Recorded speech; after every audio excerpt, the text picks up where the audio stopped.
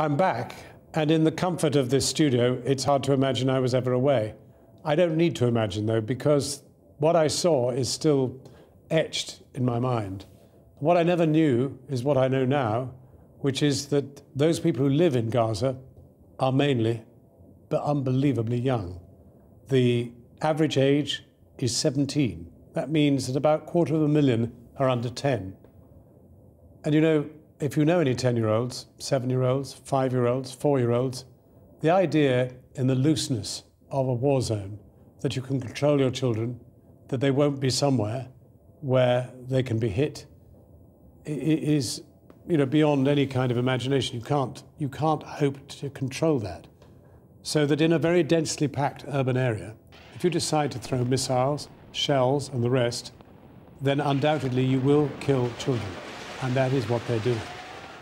There was one specific moment that stood out above all others, and that was penetrating the 3rd floor of the Shiva Hospital, one of 2 floors dedicated to children. That's where I met Maha, terribly crippled by shrapnel that had penetrated her spine. That's where I saw this little 2.5-year-old with panda-sized, huge, suppurating, round, panda-like wounds that almost prevented her eyes opening at all. They were the consequence of a broken skull and a fractured nose. I can't get those images out of my mind. I don't think you can either, because they've been everywhere. They are the essence of what is happening in Gaza.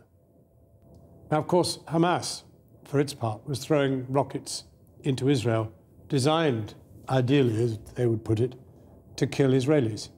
But of course, Israel, courtesy of American finance, has invented the most brilliant shield, which is keeping absolutely everything out. And that's a big difference. The suffering is amongst the ground troops, mainly 20-year-olds, who go in and get killed. So when I last spoke to the Norwegian doctor who is one of those dealing with the consequences of this bombing, I asked him how many children have been wounded. They've registered 1,310. How many children dead? 166. But that number is growing all the time. That is what makes this something that every one of us has to confront. We have to know that in some way we actually share some responsibility for those deaths, because for us it is no priority whatever to stop it.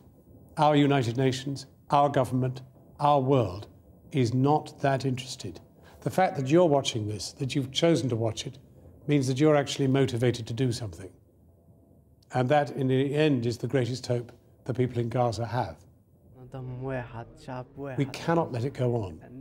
If our reporting is worth anything, if your preparedness to listen and watch and read is anything to go by, together we can make a difference.